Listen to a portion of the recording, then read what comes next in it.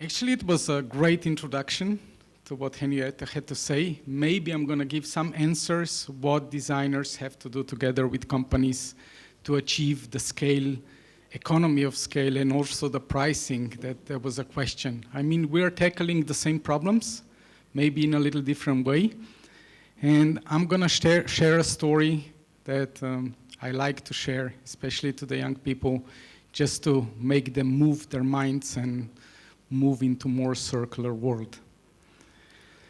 We actually tackled this in 2012 when nobody was talking about plastic pollution.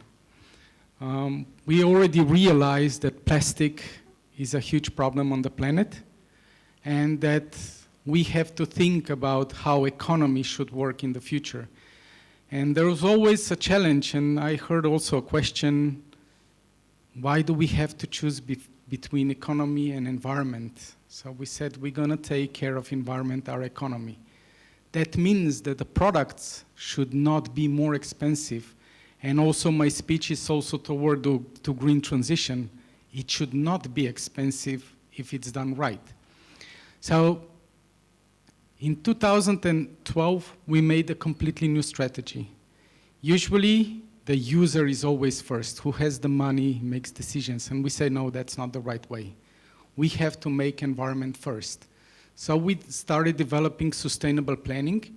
And actually, I'm going to talk a lot about design management. I don't know how much young designers are being taught about design management, but design is the second most important thing in transition to circular economy. So sustainable planning actually means that you plan everything. So not just products, but also service, process, and communication. And that all goes together. And you will see what designers have to know and what knowledge do they have to work with companies on the larger scale. The second, we put the social impact. And that's what also Henrietta was talking about before me. And social impact is really difficult to show because it's difficult to measure in money. And what we said, if you know the development of design, when we talked after Second World War, the Germans was function and design for function. So everything was designed to function.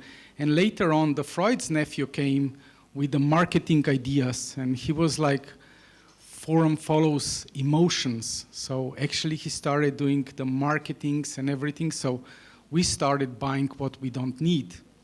And we believe in the future, Forum will follow compassion. So we'll start to think and design in the thinking of what we leave behind, how we leave it behind, and especially how the products can be used. And of course, the last one is user experience. But user is the one that we need to teach. I always give this anecdote because people say, you know, the architects and designers usually have a huge problem because the client comes and says, I like it more like that way. And then designer goes, yeah, but I'm the expert. And I always say, when you go to the doctor and for instance, you have a heart attack, will you say, please do a bypass on the left because it looks nicer? No, you're going to listen, and that's why architects and designers should take their stance and also educate, and that's my role in the company. So just some of the scopes that you need to follow. This is the benchmark. So sustainable design. Do you all know what sustainability means? I mean, can you explain what sustainability means? I mean, the easiest is to turn the words around, being able to sustain.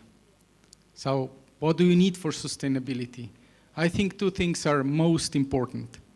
One is good products, good quality products, so they can be long-lasting. And the second one is good design. So it plays on your heart, so you're going to keep it for a really long time. And I'm sure we all have clothes that we keep in our wardrobes for a long time, even though the fashion changes, because we love them. Cradle to cradle, you all know that. This is really essential in material, so anything you have to bring back, I mean, it's also cradle to gate, but this is like a little more complicated to explain.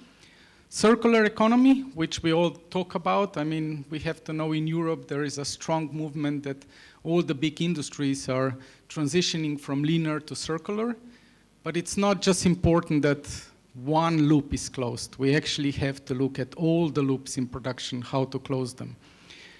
Zero waste. I'm very proud to say that our companies are completely zero waste. We do not produce any industrial waste. We always find ways how to use waste in different manners. Reuse, so this is like scaling up. Circular design thinking that I'm going to explain because I think that's the future for designers. And carbon footprint, and I'm going to be very bad. You know why we talk about carbon footprint? There is over 2,000 toxic materials that are more toxic than carbon. But honestly, for politicians, it's really easy to explain when we talk about carbon footprint because it's easier to measure. There is one missing here, but you're the right crowd that I always like to expose. There is a strong movement called degrowth. Please look it up. You will see what that means. I think that's a really strong solution towards circular economy and towards more sustainable world, because I always talk if the third countries will leave consumership like we do, then we're gonna run out of the source materials. Because if everybody in Africa and Asia is gonna have everything that we have, there's not gonna be enough material if we use everything. We talk about waste. Honestly, in some countries, I cannot. Like if I go to Dubai, if I mention that our products are made of waste, nobody's gonna even touch them. So, honestly, yeah. So what we started to say, we are inventing new material by using industrial waste. And how it goes, this is what designers have to think. I mean, before it was the design thinking 101, and this is the circular way. I mean, in the best effort, that actually goes as a spiral up. So we don't need to act like a fashion industry that has to introduce 4 or 8 new lines of products every year, but we can continue to keep on inventing, improving the existing existing products and prototype to make them better and long-lasting. You all know double diamond design thinking method? Okay, if not, look it up. I also use it in personal life, so it helps. Because when in the morning you wake up, you know, you have to plan your day. So if you just start doing it, you're gonna make a lot of mistakes. So in reality, it starts with the help. We use 3F, family, friends, and fools. So we ask them what, how, why. And then the most important, I think, in design is to make a strong research. So what exists, what's on the market, contacting people that already did something on the field, and actually check everything that it was innovated. Today, in the open global world of internet, that's actually really easy, and AI is helping hugely. I mean, I can do really a lot today with using AI just to do a strong research. And the most important is when you define a problem, a good product always differentiate among others in 1, 2, or maximum 3 things, and I'm gonna explain why. If you don't have, I mean, we do chairs, we do sitting products, and I always ask myself when we do another one, do we really need another chair? There's so many good chairs around. I mean, going on from the 50s and 60s that are still good, and till today. And you will go to a fair and see another 1,000 that are really good. So why would we make another one? So we need to have one that is radically different than anything else. And basically, that helps also in the company later on. Because in communication, if you think at the start, you're going to use that one point to communicate, and every company is going to love, every marketing person is going to love you if you say, this is the story we're going to repeat and repeat and repeat because people will hear it. For instance, I do analogy, they're mostly girls, but I think you will know, which is the safest car brand in the industry? Yeah. And you know why? I mean, I didn't, But Volvo was the first from the 50s that introduced every time something new in safety. They introduced the first safety bell, the first airbag, and now they're claiming that by 2030, nobody's gonna die in a Volvo car. So if you have that approach, that you're gonna be the first and the best in something, it's really easy to communicate. Because if I'm a family man, and if I'm gonna buy a car for my family, and I want them to be safe, probably I'm gonna look at Volvo. So the most important here, if you succeed, and you don't succeed always. I mean, I have made several fails in my life. The fails are not okay, because everybody's saying it's good to fail. It's not. You shouldn't, but you still do. You should learn from it, and the most important is when you succeed, you should test it. So keep testing, keep improving, because that also makes your brain move forward and finding new solutions. This is how it's done. I mean, we are lucky because we have a local producer of felt, just about 15 minutes out of Ljubljana. And actually, it's really easy. Technologically, it exists for a long time, and we have seen needling before in wool, how to do waste plastic into felt. And I'm gonna say one more thing. We really are very good in Slovenia about collecting waste and putting in different bins, and I think we actually sort about 95% of material.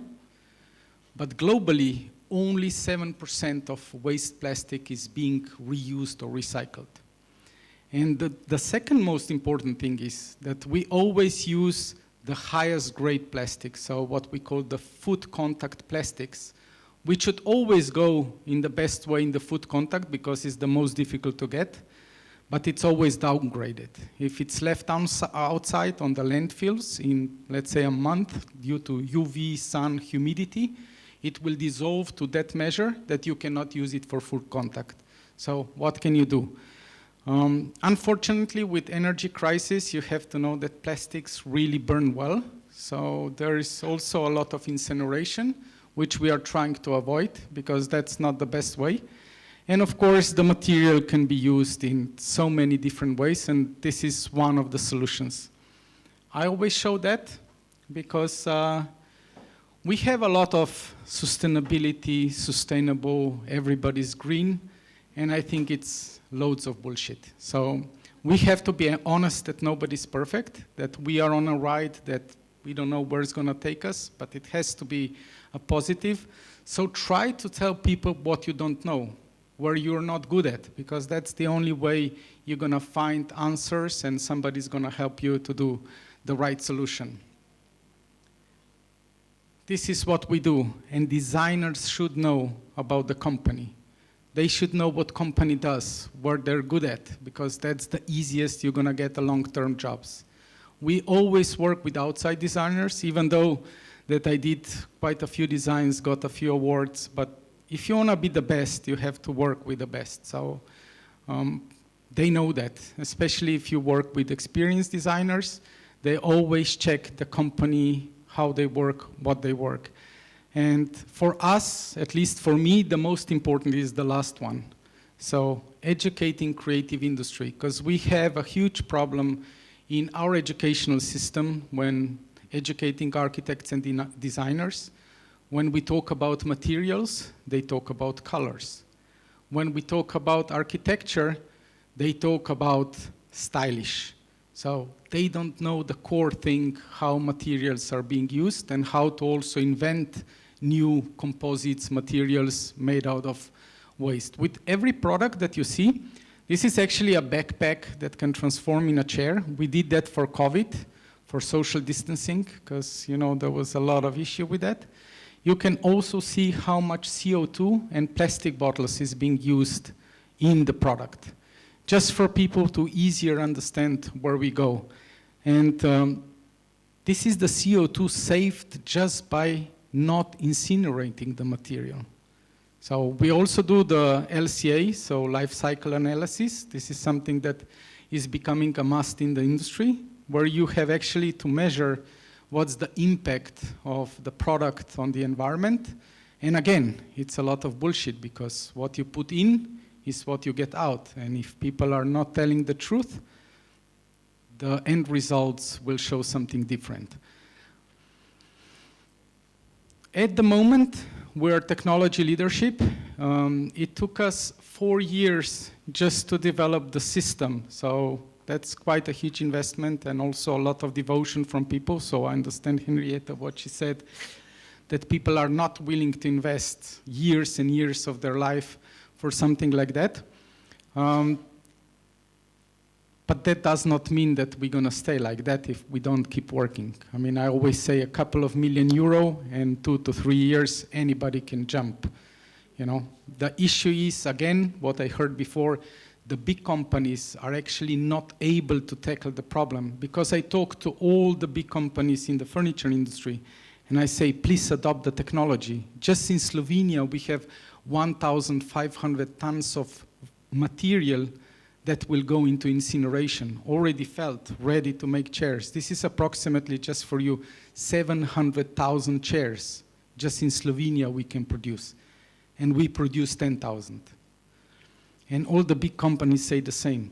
What are we going to do with our technology? I mean, this is our bread and butter. That's what we are selling. So change is always difficult, it's slow, but we have to keep moving.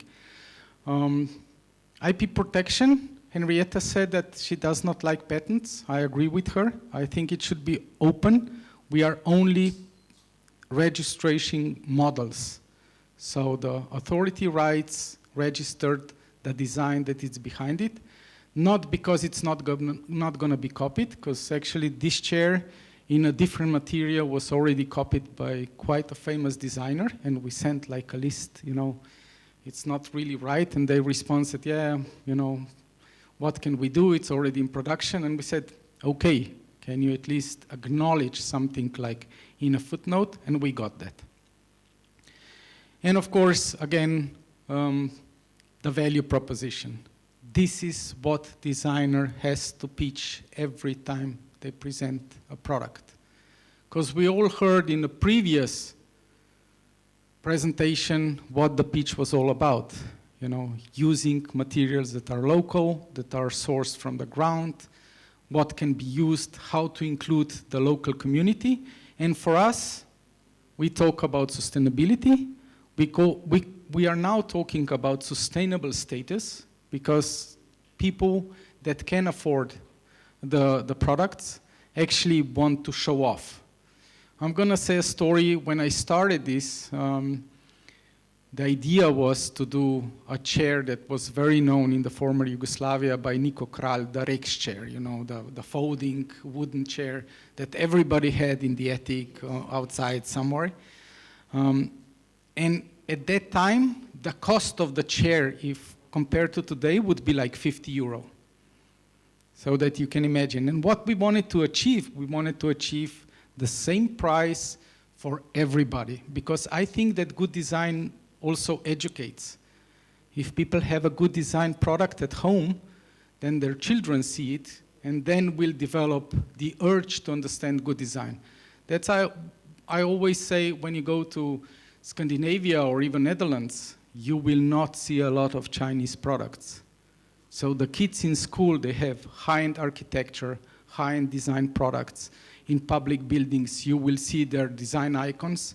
Of course, people will not go and buy a plastic chair that is cheap from China, because they have the knowledge how to do it. And I think that's the best educational tool. And when we started producing the chairs, my idea was to have the price under 100 euro. Nobody wants to buy it. Honestly, it was too cheap for a good design. And then we said, what can we do? And we get like a counselor from Switzerland, and he said, well, you move the headquarters to Switzerland, you put the prices ×4, and you keep the production in Slovenia. And I'm like, we cannot do that. But still, we had to raise prices more than double, and then the chairs start selling. Because we are living in a world when you think that something that is more expensive has good value. And of course, people, honestly, they urge to have more expensive stuff. We still do about a lot of social projects. We still do a lot of discounts, huge discounts to people that cannot afford. And we also have a yearly giveaway, especially to schools and universities, because they cannot afford. But in fact, we have to think about design being for everybody, not just for the rich. The last one, we are talking about circular design and circular economy concept. I think this has to be repeated over and over, so for the people to understand. And of course, this is what we do for customer relations. This is where designers are always involved. They go to all the fairs with us. They communicate with clients. They communicate with general public, just so that people know that there are people behind the product. Because usually you just know about the company and nothing else. For me, the most important is what was talked in actually the first introduction, best maintenance service. We only repair what is broken. So if something's going to go bad, we're not going to replace the whole chair. We're going to send you just the piece that's actually broken. And like that, not just that we save material, we just also save money and time. And of course, the most important also is to have direct contact with people. I mean, today this is really easy. For instance, I had a really strong wish to work with some influencers online. We couldn't find anybody honest, because all the big influencers with huge reach, they will work for everybody. So how can our chairs that have really strong moral standards go with somebody that's going to sell something that is just about the story, how to sell it and how much to reach it? And I'm very disappointed because I have an 11-year-old son, and he comes home and he says, oh, look, you should do that with Mr. Beast. And I'm like, who the hell is Mr. Beast? You know? And then I look it up, and all the kids know him. And I say, look, I mean, he's doing the energy drinks and stuff like that. That's really not for kids. I mean, I'm against it. You cannot have that. He said, no, he has a story, you know, he's putting down trees and everything else. And it's really difficult to explain to an 11-year-old that this is all a marketing stunt for a wider circle of people to reach more people. And he still believes that Mr. Beast should have one of our chairs. So. This is the customer segmentation. Again, as a designer, you have to understand how it goes. Of course, the business to customer, everybody understands. This is really easy. Business to business, a little more difficult, because you have to reach the clients that are already there. And the last one is the most important. We are still not there. I mean, we do not have like, not even in Europe, in European Union, even with the Green New Deal, we don't have these green tenders where people would be educated enough to understand what actually is green, because in Slovenia we have a green tender for every ministry, but they're gonna buy just a normal plastic chair with zero recyclability every 2 years, a few thousand chairs, and then they throw them away. And it's difficult to blame them because they don't have the knowledge. So what we have to keep going is to educate. A few things, how you can make a product look different. So using the same technology, the same shell, the same price, you have to know that also the tooling for such a product is really expensive. We are talking about 50 to 60,000 euro just for one model. So it's really smart as a designer if you can find variations, how to use it in a different ways and to make a portfolio of products for the company. We are now also tackling the wood waste and the textile waste, because textile is becoming the second plastic. What we heard before, it's not just happening in Chile. Africa is a landfill of textiles. So what can we do in Europe? And my wish and my idea is that in Europe we should have really strong council and export technologies to third countries to use the waste for their good. And we should do it basically for free, because otherwise all that waste in some kind, in microplastic or in CO2 comes back. And we have to count on that. So Europe has a chance to actually sell knowledge. And you that were born in Yugoslavia, and there are a few, you know how Yugoslavian companies were successful in nesvrstani where we were actually exporting knowledge, engineering, building streets, buildings in all countries that were there. And I think that is a huge opportunity also in Balkans, because we still have that connections. I'm gonna say honestly, our countries are not divided between one and the second one, but they were always like for the right cause. So I think this is opportunity also for designers, because every company and every business needs a designer, not just as a product. You have to understand that's also service design. I used to talk that during the COVID, if governments had service designers in the field, they would actually design how the communication goes. And communication everywhere was terrible. Nobody knew what's okay, what's not. Things were changing overnight. But service designers, they understand how the procedure goes. Just to see how this is made, and actually the shell, this is made out of waste, out of the textile waste, which you can see. We can actually reuse it, and we also close the loop, because you always have a leftover when you cut out the shape. And the cutouts we use, and we made a new material, what we called like the felt terrazzo, which is a board that can be used in the furniture. Still, we are at the beginning phase. It's difficult to change the cheap board to something like that. Yes, it's a little bit more expensive, but we believe in the future, this is gonna be a solution where you can use the plastics in different ways. Just for you to understand, this is how we communicate. So 70 plastic bottles, a chair, and then a few awards that we got. And let me tell you, awards are not something that you should be driven for. For me, they're just proof that we are on the right way. For me, the most close to me and I'm most passionate about is Circular Design of the Year and the Green Product Award and EU IPO, because these are all free of charge. You have to apply. There's really a strong commission. There were over 4,000 companies and they only choose one. So this is something that, I mean, Red Dot you have every year 4,000. Yes, everybody knows it. But actually you have to pay quite a lot of money to get it. So not that it's not bad, the commission is really good, but you have like a lot of products already mentioning that. Maybe I'm gonna go back. We are also official green ambassador of Slovenia, the only one in the furniture. It's really good that our government recognized the movement of circular economy and green production. And we actually have 20 companies in the country that are promoting the green transition. And we also collaborate among each other, not as much as I would want, but still it's the right step in the right direction, because unfortunately we would all like to make big steps, but it's a little more difficult. This is actually almost the end of my speech.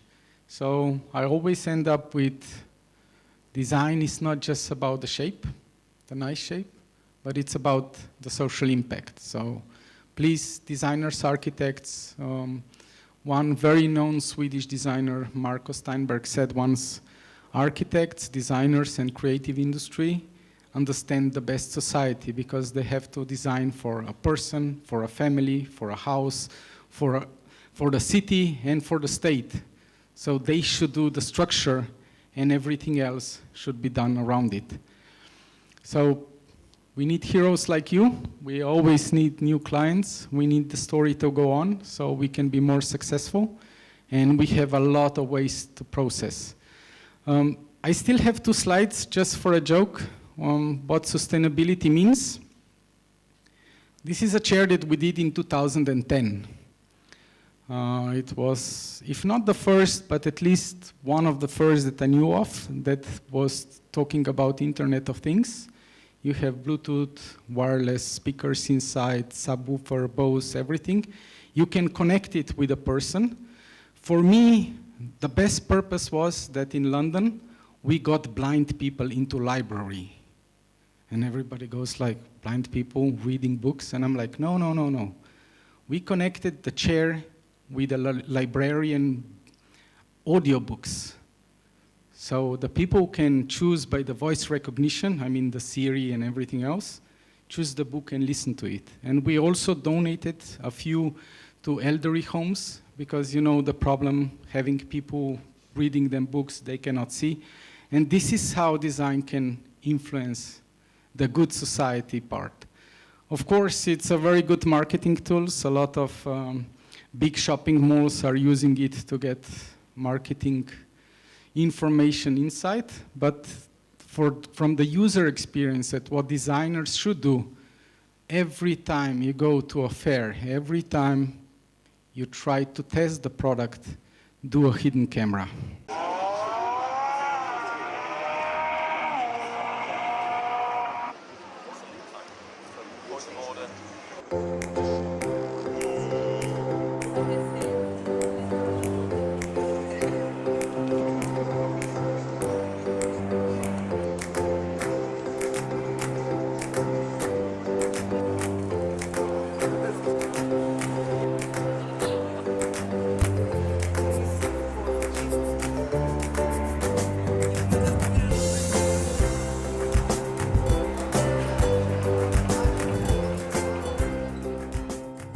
That's it for me. If there are any questions.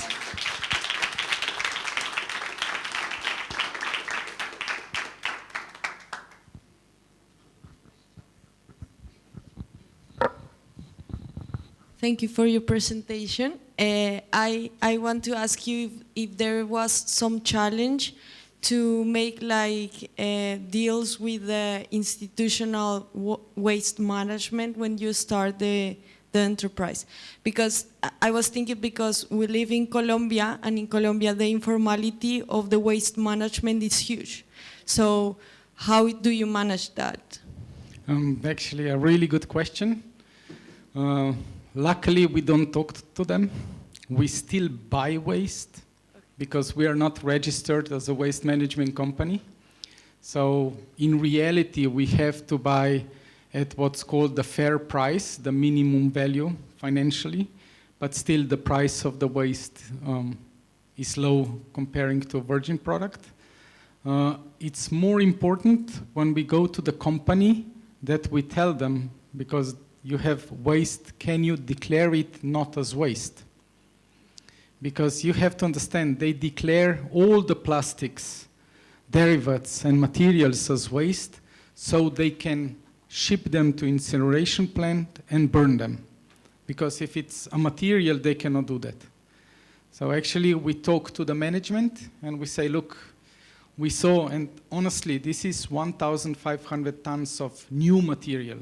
This is not waste. This is what comes from the production, the first 200 meters and the last 200 meters every day, and they cannot use it because it's not technically, specifically the same as everything that comes out in a day. They put it in a roll, and they pay, in Slovenia, they pay 100,000 euro a year just to transport it to Austria and incinerate it. So you can imagine how many trucks, how much money, and what the potential is, because we actually can get out of the, I'm talking about few euro of material, to a higher added price that will be long lasting and also have this educational tool. Because we are still, my biggest wish is to make a school chair, so we could do schools and kindergartens and universities, because if you use it in the years that you spend the most, you're gonna think of it later on. So waste management is an issue. We are trying to change it politically. What we heard before, I am trying to have an influence on politics. I do travel to Brussels, especially to talk about what needs to be changed.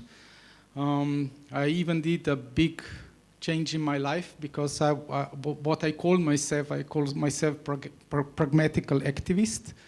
And I was always like an activist by heart.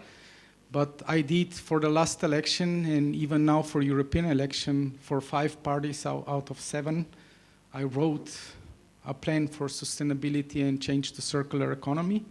And people were like, how can you do that for a right wing? And I said, if I'm not gonna do it, they're not gonna have it. So there's not gonna be a change. I'm not gonna say I support, but basically, if it's for a good cause, you have to communicate, and we should not exclude. This is the best way to coordinate, and I believe that circular economy and green politics can unite people, because it's all for the same, it's for the planet. And you have to understand, a t-shirt, pants, whatever, have the same cost on the planet, either they're made in China, Europe, or United States. The cost for the planet is the same. Everything else is people and branding. So we have to think about that, how much we produce and how we can produce with the least virgin material. Slovenia being very green, at least what we are talking about, we used the virgin source materials for the whole year already in April. So that means everything that we are using now, we are using for the next generation. And we are talking about Slovenia, the green, clean. So we need to change that. Thank you. Thank you.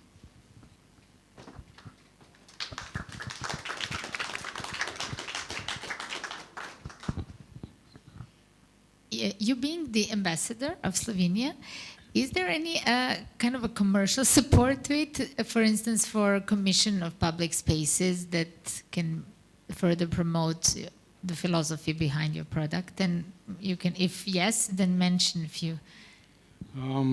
Honestly, I always say there's loads of money out there. I'm sure that somebody can confirm that.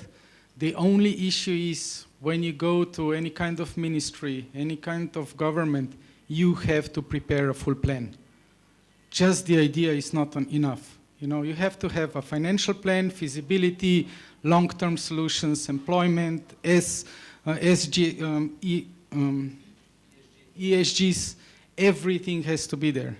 It's work, but it has to be done. That's the easiest, so and money is out there. I mean, we in Slovenia, honestly, we prepare products.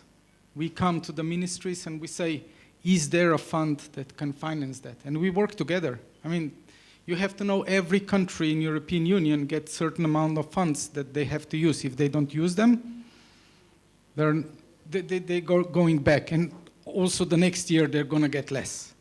So, I mean, yeah, that's what they're saying to us. Okay. So governments are looking for solutions, are looking for ideas. The only issue is that all these progressive movements come from small scale. So unfortunately, you have to unite. I mean, I worked on a project with Coca-Cola, Heineken, and we were not successful. So still, that does not mean I'm going to stop working on that, because for development, innovation, design, there is money that you need, because company cannot afford living out of that. I mean, we do 3 collections of chairs so we can support innovation and development, and still I consider after almost 25 years that we are still a startup. So the same problems always and always again. So yeah, there is a lot of solutions. You have to ask. I don't know how it is now in Serbia, but in Slovenia we are very proud, and asking for help is showing weakness. I have actually learned if you go and ask for help, there are people that actually is going to help them.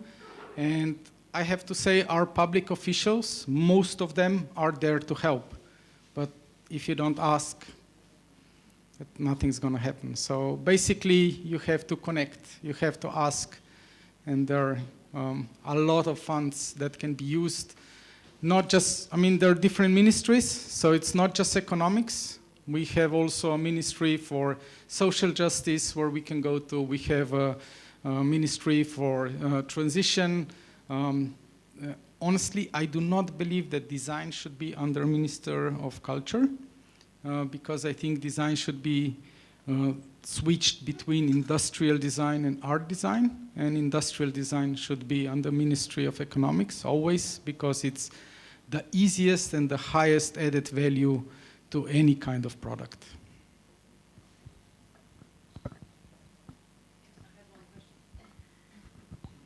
Thank you very much for this. And yes, I fully confirm that there is always a way, and the funds are available. But you know, a lot of people approach us like, I have this brilliant idea and I have this idea. I was like, okay, have you actually put it on paper? oh, well, I mean, there is this, in a way, need to know in advance that you're going to make it. Otherwise, why invest the effort? And it doesn't work this way, unfortunately, as you know it very well. But just to also reflect a little bit on what was said earlier, sometimes when I take part in such events, which, as I said, are very close to my heart, I have the impression that we're now a small bubble, and that we are, in a way, always preaching to the already, to the converted. And I see the new generation. Just yesterday I was at my daughter's school, and her entire class made a presentation about climate change, and you're like, oh, okay, I see the new generation is fully aware. But I see also people frequently using, just taking a plastic bag for no need, etc. So I have the impression that we are still, in a bubble, and it doesn't really reach everyone. And Maya was saying earlier about our romantic idea about people living in villages and being fully aware. But when you talk to them about these things, very often they say, oh, this is a champagne problem. I'm worried about my crops. I don't care about this. So how can we bridge this? How can we go beyond? And how can we challenge what you said earlier? How can we challenge the very concept of waste? How can we do that? This is a standard question that we do in a lot of high-end think tanks. I mean, I'm also part of some government bodies that talk about building awareness, building trust, and we do that on academic way. And this is always a question. Realistically, the only answer that I know right now, and I'm always willing to listen, is carrot and a stick. Carrot and a stick means award for good behavior and penalty for bad behavior. For me, it's like with a child, or with a dog if you don't have a child. It's almost the same, and my wife is always crazy when I say that. But you can, because you cannot punish not a dog, not a child, until you're 100% sure that he knows what is right and wrong. So punishment of somebody who does not understand. So I think dissemination of information and keep on going with informing people how they can change and also giving them the tools. Right now we have people who are aware, but they don't have the tools, and that does not always mean money.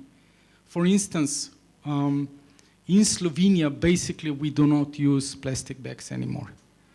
So we go on grocery markets with our curtain bags or something, but that's because there was a strong movement, and when the new direction towards less plastic came in with straws and something else, I was really upset because we can do so much better. But actually that's the first step, and we need to educate. I think that's still going to be years of education, especially in the rural area. But what I do there, I always remind them, because I think that people working on farms and with land, they understand the circular economy the best. They just forget some things with everything that is going on because they need to survive, so they're going to use methods that are not really sustainable or inside with circular economy, but they know from the knowledge their parents gave them, they're the best in circular economy because the land is the only thing that gives them money, so they need to keep it. If they're gonna overflow it with pesticides or whatever, it's gonna be dead in a decade. So, and unfortunately, also awarding good practices. This gives companies, especially the big companies, like in Europe we are talking about tax evasion of multinationals companies. I think the best way would be give them that only if they do really sustainable things. And that's moving. You have to understand that I have lost 3 colleagues, went to really high-known international law firms and consulting firms for circular economy. And they were activists, and I'm like, oh, you sold your heart, you know? But no, they can make a change within the system. You know, it's not, you cannot always stay outside and criticize. You also have to go inside and help the system to understand and give your insight. So I'm not somebody that would just go and criticize, but first I would educate, then I would ask if they understand. That's how we also do teaching at the university. We always ask them, have you understood? And at home, the best way not to go in fight is to ask your partner to repeat what he heard, because sometimes they don't hear what you're saying. So, and this is the way. And then often it's really good to agree to disagree and leave it there for some time, for the time to pass, not to make enemies. Because right now in Europe, especially I think in our region, before the European elections, we have really strong movement against the green transition, because they're saying it's not fair, it's going to be costly, and that mostly affects the lower classes because they cannot afford the green transition, and populists are using that, but that's bad for everybody that wants to make a change in a fair way. Yeah. Thank you very much. I'm fast. I will be fast. You said, how's the situation in Serbia? There were 3 containers in 29. November in the center of the city where you can put paper, where you can put plastic. They removed it. I called the institution and they told me that our citizens are putting everything everywhere and they cannot, you know, like say, okay, here's only the plastic, but it's everything. So they removed it. So how can we punish the politicians here for that? They're, you know, like they're ignoring us. That's the actual truth. And we still have plastic bags and nobody's taking this recycled bags. It's the truth. I mean, at least in the center of the city where I am all the time. So plastic is there, and nobody's doing anything. Just in the pier, in Kalemegdan, you can see the plastic. They're you know, throwing. I saw yesterday a guy. He was throwing a part of the strawberry. You know, he was eating it in the greenery, and I, you know, why? So I mean, how that's can we not do that bad, because that's it's the still citizen responsibility, not only the politicians. Yeah, but it goes both ways. I mean, honestly, I'm not here to criticize any government. What I was really got to me, what Henrietta said before, that she's not into politics and everything. I found one good way for politicians. Basically, they have huge egos and they like to talk about their achievements. I don't. So I give them fuel, information that they can use and they can brag. So I said, look, if you pass this idea, which is green and everything, everybody's going to do like that. So you can be a mediator for a green change. And yes, in the transition, you have to ask for something, because that's not free. Nobody can live out of free. So, but please have a plan how to do it and then execute. And Igor, okay, I can help it by, I'm going to ask you one boring question, but I find it interesting for me because from your speech I realized that most of the measurements and tools for endorsement of sustainable economy should be or is supported by tax policies.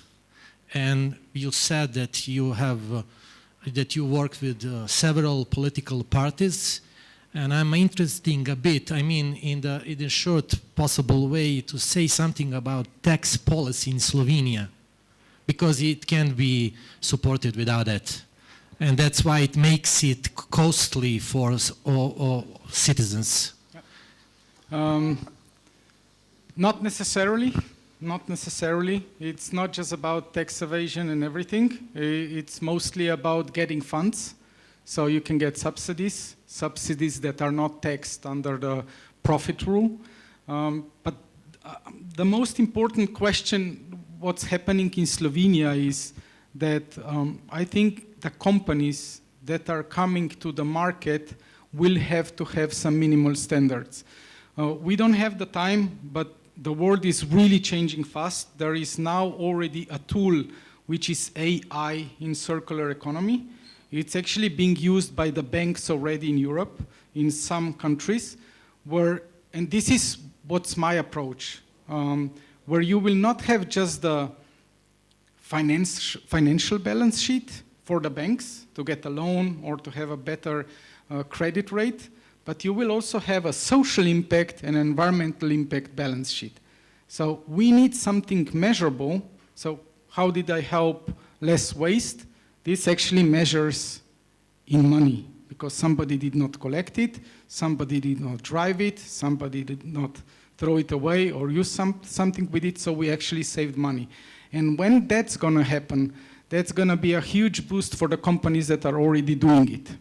For the tax purposes, I think that innovation, at least in Slovenia, has some tax oproštaj. You can deduct, yeah, you can deduct the tax for the investment in green technologies.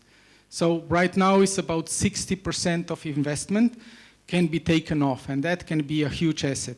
The only thing is, we don't have the skilled people in the financial institution to understand what actually is green and what is just written there to be green. And I think that, again, institutions need education in that field, and that's usually my role in those political parties, how to understand what is important. Because also you have to know, localizing the production is also very sustainable. So Europe will have to think like everything that we do in China, in India, in Pakistan, and everywhere. And of course, one thing that you have to be aware, those countries together have almost 20% of the world population. So in mathematical way, they also have to produce 20% for the world population. So we cannot avoid having them produce something. But what is environmentally unfriendly or has a big impact should be done locally, and there are solutions to do it also in the economically right way. So